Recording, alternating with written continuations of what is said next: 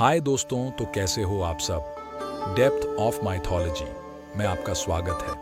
हम इस चैनल पर हमारे सनातन धर्म से जुड़ी रहस्यमयी और वैज्ञानिक बातें करते हैं। हमारी वीडियो में देखने लायक कुछ खास नहीं है, लेकिन आप इसको सुन सकते हैं, तो फोन को साइड में रखकर आप इस वीडियो को अच्छे से सुन लें, ताकि आपको भी कुछ नया सीखने और समझने को मिले। हम में से अधिकांश लोगों को रामायण की कहानी पता है, लेकिन इस महाकाव्य से जुड़े कुछ ऐसे भी रहस्य हैं जिनके बारे में लोगों को जानकारी नहीं है। आज हम आपके सामने रामायण से जुड़े ऐसे ही 13 रहस्यों को उजागर कर रहे हैं। हम में से अधिकांश लोगों को रामायण की कहानी पता है, लेकिन इस महाकाव्य से जुड़े कुछ ऐसे भी रहस्य हैं जिनके बारे में लोगों को जानकारी नहीं है। आज हम आपके सामने रामायण से जुड़े ऐसे ही 13 रहस्यों को उजागर कर रहे हैं। रामायण के हर 1000 श्लोक के बाद आने वाले पहले अक्षर से गायत्री मंत्र बनता है। गायत्री मंत्र में 24 अक्षर होते हैं और वाल्मीकि रामायण में 24,000 श्लोक हैं। रामायण के हर 1000 श्लोक के बाद आने वाले पहले अक्षर से गायत्री मंत्र बनता है। यह मंत्र इस पवित्र महाकाव्य का सार है।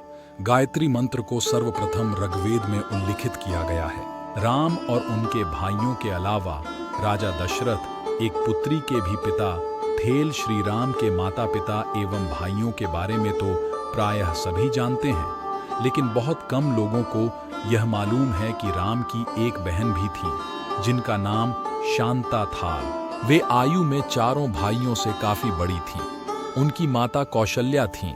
ऐसी मान्यता है कि एक बार अंग देश के राजा रोमपद और उनकी रानी वर्षिणी अयोध्या आए। उनको कोई संतान नहीं थी। बातचीत के दौरान राजा दशरथ को जब यह बात मालूम हुई तो उन्होंने कहा, मैं अपनी बेटी शांता आपको संतान के रूप में दूंगा। यह सुनकर रोमपद और वर्षिणी बहुत खुश हुए। उन्होंने बहुत स्नेह से उसका पालन पोषण किया और माता पिता के सभी कर्तव्य निभाए। एक दिन राजा रोमपद अपनी पुत्री से बातें कर रहे थे। उसी समय द्वार पर एक ब्राह्मण आए और उन्होंने राजा से प्रार्थना की कि वर्षा के दिनों में वे खेतों की जुताई में राज दरबार की ओर से मदद प्रदान करें। राजा को यह सुनाई नहीं दिया और वे पुत्री के साथ बातचीत करते रहे। द्वार पर आए नागरिक की याचना न सुनने से ब्राह्मण को दुख हुआ और वे राजा रोमपद का राज्य छोड़कर चले गए। वह ब्राह्मण इंद्र के भक्त थे। अपने भक्त की ऐसी अनदेखी पर इंद्रदेव राजा रोमपद पर क्रुद्ध हुए और उन्होंने उनके राज्य में पर्याप्त वर्षा नहीं की। इससे खेतों में खड़ी फसलें मुरझाने लगी। इस संकट की घड़ी में राजा रोमपद ऋष्यशृंग ऋषि के पास गए और उनसे उपाय पूछा। ऋषि ने बताया कि वे इंद्रदेव को प्रसन्न करने के लिए यज्ञ करें। ऋषि ने यज्ञ किया और खेत खलिहान पानी से भर गए। इसके बाद ऋष्यशृंग ऋषि का विवाह शांता से हो गया और वे सुखपूर्वक रहने लगे। बाद में ऋष्यशृंग ने ही दशरथ की पुत्र कामना के लिए पुत्र कामेष्टि यज्ञ करवाया था। जिस स्थान पर उन्होंने यह यज्ञ करवाया था वह अयोध्या से लगभग 29 किमी पूर्व में था और वहां आज भी उनका आश्रम है और उनकी तथा उनकी पत्नी की समाधियां हैं। राम विष्णु के अवतार हैं, लेकिन उनके अन्य भाई किसके अवतार थे? राम को भगवान विष्णु का अवतार माना जाता है, लेकिन आपको पता है कि उनके अन्य भाई किसके अवतार थे?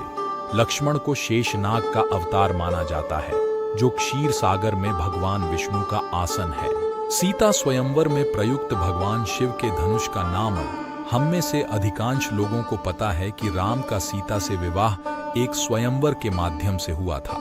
उस स्वयंवर के लिए भगवान शिव के धनुष का इस्तेमाल किया गया था, जिस पर सभी राजकुमारों को प्रत्यंचा चढ़ाना था। लेकिन बहुत कम लोगों को पता होगा कि भगवान शिव के उस धनुष का नाम पिनाक था। लक्ष्मण को गुदाकेश के नाम से भी जाना जाता है। ऐसा माना जाता है कि वनवास के 14 वर्षों के दौरान अपने भाई और भाभी की रक्षा करने के उद्देश्य से लक्ष्मण कभी सोते नहीं थे। इसके कारण उन्हें गुदाकेश के नाम से भी जाना जाता है। उस जंगल का नाम जहां राम, लक्ष्मण और सीता वनवास के दौरान रुके थे। रामायण महाकाव्य की कहानी के बारे में हम सभी जानते हैं कि राम और सीता लक्ष्मण के साथ 14 वर्षों के लिए वनवास गए थे और राक्षसों के राजा रावण को हराकर वापस अपने राज्य लौटे थे। हम में से अधिकांश लोगों को पता है कि राम, लक्ष्मण और सीता ने कई साल वन में बिताए थे, लेकिन कुछ ही लोगों को उस वन के नाम की जानकारी होगी। उस वन का नाम दंडकारण्य था, जिसमें राम, सीता और लक्ष्मण ने अपना वनवास बिताया। थाल यह वन लगभग 35,600 वर्ग मील में फैला हुआ था, जिसमें वर्तमान छत्तीसगढ़, उड़ीसा, महाराष्ट्र और आंध्र प्रदेश के कुछ हिस्से शामिल थे। पूरे रामायण की कहानी में सबसे पेचीदा प्रकरण लक्ष्मण रेखा प्रकरण है, जिसमें लक्ष्मण वन में अपनी झोपड़ी के चारों ओर एक रेखा खींचते हैं। जब सीता के अनुरोध पर राम हिरण को पकड़ने और मारने की कोशिश करते हैं, तो वह हिरण राक्षस मारीच का रूप ले लेता है। मरने के समय में मारीच राम की आवाज में लक्ष्मण और सीता के लिए रोता है। यह सुनकर सीता लक्ष्मण से आग्रह करती है कि वह अपने भाई की मदद के लिए जाए, क्योंकि ऐसा प्रतीत होता है कि उनके भाई किसी मुसीबत में फंस गए हैं। पहले तो लक्ष्मण सीता को अकेले जंगल में छोड़ कर जाने को राजी नहीं हुए, लेकिन बार बार सीता द्वारा अनुरोध करने पर वह तैयार हो गए। इसके बाद लक्ष्मण ने झोपड़ी के चारों ओर एक रेखा खींची और सीता से अनुरोध किया कि वह रेखा के अंदर ही रहे, और यदि कोई बाहरी व्यक्ति इस रेखा को पार करने की कोशिश करेगा तो वह जलकर भस्म हो जाएगा।